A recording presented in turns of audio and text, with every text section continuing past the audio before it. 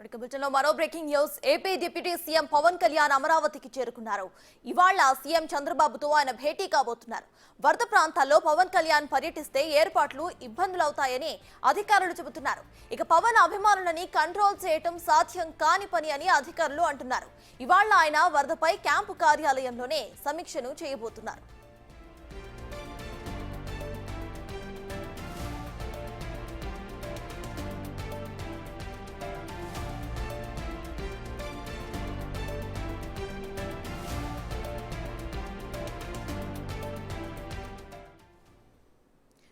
AP deputy CM Pawan Kalyan అమరావతికి చేరుకున్నారు. ఇక ఇవాళ ఆయన వరద మీద సమీక్షను కూడా నిర్వహించబోతున్నారు. ఇదే విషయంపై పూర్తి డీటెయిల్స్ మా ప్రతినిధి రాణా అందిస్తారు. రాణా, చెప్పండి, ఇవాళ డిప్యూటీ సీఎం పవన్ కళ్యాణ్ అటు క్యాంపు కార్యాలయంలోనే అవైలబుల్ గా ఉండి అక్కడి నుండే వరద గురించి సమీక్ష నిర్వహించబోతున్నట్టు తెలుస్తోంది. ప్రెజెంట్ అప్డేట్స్ ఏంటి?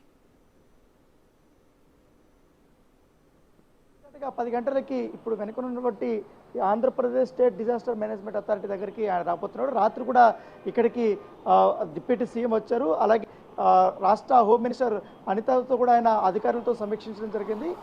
డిజాస్టర్ మేనేజ్మెంట్ సంబంధించినటువంటి కమిషనర్తో కూడా నిన్న వచ్చినటువంటి ఎంతవరకు సహాయక చర్యలు చేపట్టారు, ఎక్కడెక్కడ రైన్ఫాల్ ఉంది, ఎక్కడి వరకు కూడా టీమ్స్ మొబిలైజ్ అయ్యి ఎక్కడి వరకు వెళ్ళారన్న దానిపై కూడా పూర్తి స్థాయిలో ఆయన సమీక్షలు చేపట్టినటువంటి పరిస్థితి కనపడుతుంది. అలాగే దాంతోపాటు పక్కనే ఉన్నటువంటి పంచాయతీరాజ్ శాఖ అధికారులతో పాటు పంచాయతీరాజ్ శాఖ ఇంజనీరింగ్ దీంతో పాటు ఇతర మొత్తం నీటిపారుదల శాఖకు సంబంధించినటువంటి అధికారులు ఎవరైతున్నారో వాళ్ళతో కూడా ఇవాళ పవన్ కళ్యాణ్ సమీక్షలు చేయబోతున్నట్టుగా మనకు సమాచారం అవుతుంది. దాదాపు 4 రోజుల పాటు కూడా ఆయన హైదరాబాద్లో ఉండి అక్కడ అధికారులతో ఎప్పటికప్పుడు వివరాలు సేకరించడము, ఎలా ఉంది పరిస్థితి అనే దానిపై కూడా మొత్తం రాష్ట్ర వ్యాప్తంగా ఉన్నటువంటి నివేదికలు సిద్ధం చేయమని ఇప్పటికే ఉప ముఖ్యమంత్రి చెప్పినటువంటి నేపథ్యంలో ఇవాళ కూడా డిజాస్టర్ దగ్గరికి వచ్చి ఆయన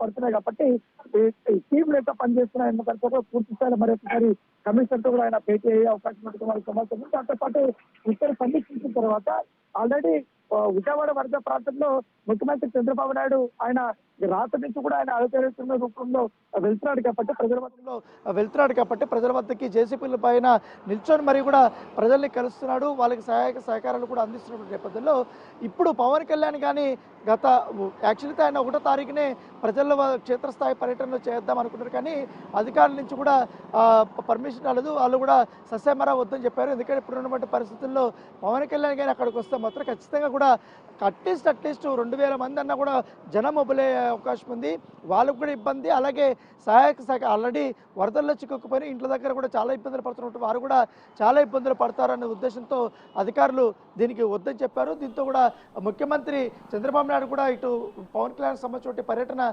చేయాలనేది కూడా అన్నప్పుడు ఆయన కూడా వద్దనట్టుగా మనకు సమాచారం. సో ఈయన అధికారులు ఇటు ముఖ్యమంత్రి వద్దనడంతో హైదరాబాద్ నుంచి కూడా ఆయన మానిటరింగ్ చేశారు. తర్వాత నిన్న అమరావతికి వచ్చారు. ఎందుకంటే రోడ్లన్నీ బ్లాక్ ఉన్నాయి దాదాపు 3 రోజుల నుంచి. నిన్నటి నుంచి కూడా రోడ్స్ అనేది కూడా రిస్టోరేషన్ జరిగింది కాబట్టి ఆయన కూడా విజయవాడకు చేరుకున్న తర్వాత డైరెక్ట్ ఇక్కడికి ఇదే ఆఫీస్కి వచ్చారు. వచ్చిన తర్వాత ఆయన దాదాపు 2-3 గంటల పాటు కూడా ఇక్కడే సమీక్ష చేశారు. దానితో పాటు రాష్ట్ర వ్యాప్తంగా వరదల వల్ల కూడా చాలా ఇబ్బంది పడుతున్నటువంటి నేపథ్యంలో వారికి తక్షణమే సహాయ నిధికి సీఎం రిలీఫ్ ఫండ్కి తన సొంత డబ్బులు ₹1 కోటి కూడా ఆయన నిన్న అనౌన్స్మెంట్ చేశారు. దానికి సంబంధించినటువంటి చెక్కును కూడా మరి కాసేపట్లో ముఖ్యమంత్రి చంద్రబాబు నాయుడికి డిప్యూటీ సీఎం హోదాలో పవన్ కళ్యాణ్ అందించబోతున్నట్టుగా మనకు సమాచారం అవుతుంది. ఇప్పటికే జనసేనకు సంబంధించిన కార్యకర్తలుగా నాయకులకు కానీ గత 4 రోజుల నుంచి కూడా అనేక రకాలుగా కూడా వాళ్ళు సహాయక సహకారాలు అందిస్తారు. కొన్ని చోట్ల ఫుడ్ను వాళ్ళు అందిస్తున్నారు. ఎందుకంటే స్థానికంగా ఉన్నటువంటి జనసేన మహిళల ద్వారా కూడా వాళ్ళు ఫుడ్ ప్యాకెట్ అవన్నీ కూడా సప్లై చేస్తున్నారు. సో ఇవన్నీ కూడా చేస్తున్నా కానీ కావాలని వైఎస్ఆర్ కాంగ్రెస్ పార్టీ పవన్ కళ్యాణ్ని టార్గెట్ చేస్తూ ఆయన రావట్లేదు, క్షేత్రస్థాయిలో పర్యటన చేయట్లేదు అంటూ కూడా దుష్ప్రచారం చేస్తున్నట్టు కూడా జనసేన పార్టీ సంబంధించిన నాయకులు చెప్పిన పరిస్థితి కనపడుతుంది. ఆల్రెడీ జనసేన పార్టీ సంబంధించిన ఎమ్మెల్యేలు కానీ వాళ్ళందరూ కూడా క్షేత్రస్థాయిలో పర్యటనలు చేస్తున్నారు, ఎప్పటికప్పుడు వివరాలు సేకరిస్తున్నారు, బాధితుల దగ్గరికి వెళ్తున్నారు, అన్నీ చేస్తున్నారు.